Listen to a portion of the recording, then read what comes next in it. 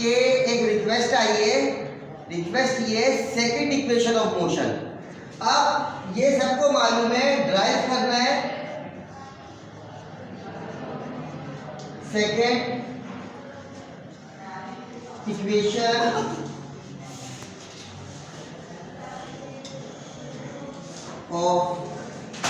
Motion.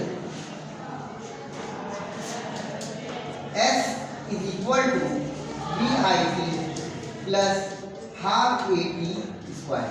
अब हमारे पास request क्या है?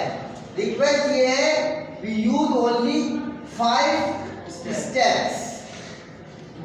ये एग्जाम में उसने आपको रिस्ट्रिक्ट कर दिया, you have to use only 5 steps। अब आपने देखे क्या कहा, S is equal to V bar into T। For example this is equation 1। अब आप यहाँ मेंशन करोगे आपने पहला स्टेप खत्म कर दिया है, पहला स्टेप आपका खत्म हो गया। Displacement, velocity, time. अब आप ये जानते हो आपको initial velocity time plus half acceleration T square. तो अब आप यहाँ पर एवरेज वेलोसिटी को Vf प्लस Vi अपॉन 2 से रिप्लेस कर दोगे, मेंशन नहीं करोगे अलग से इसको। सेकेंड स्टेप भी आपका खत्म हो गया।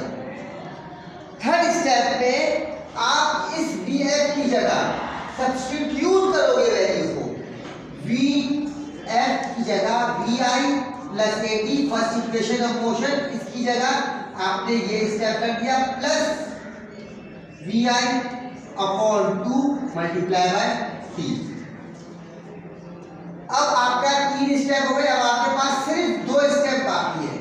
अब आपने क्या कहा, S is equal to 2Vi coefficient of 1 plus AT, और आपके पास ये 2 इससे भी डिवाइड हो जाएगा और इससे भी डिवाइड हो जाएगा, यानी कि जब ये ऐड होगा तो ये इससे भी डिवाइड हो रहा होगा, आप इसको अलग से इससे भी डिवाइड कर दें और इससे भी डिवाइड कर दें और multiply by T।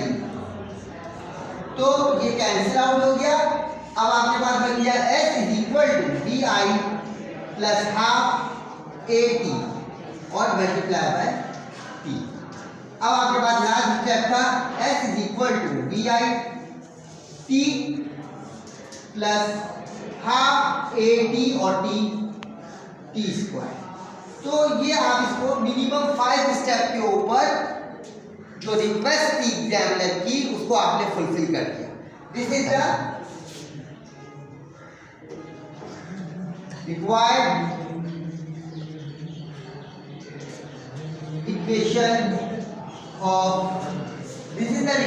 Equation of motion. यहाँ पे आप सेकेंड इक्वेशन ऑफ मोशन, सही है भाई। तो इस तरीके से आपको जो चीज़ 5 स्टेप में बोले आपको 5 स्टेप पे ही करना है और इसकी घर पे प्रैक्टिस करना है। इसको करने का सबसे आसान तरीका ये है, आप इसको याद करें, उसके बाद इस एवरेज वेलोसिटी को याद करें, उसके बाद फर्स्ट इक्वेशन ऑफ मोशन को याद करें। अगर ये 3 चीज़ों को आप अच्छी तरीके से जहन में बिठा लेते तो इंशाअल्लाह ताला आप with in certain time short answer को आप कर सकते हैं। Thank you.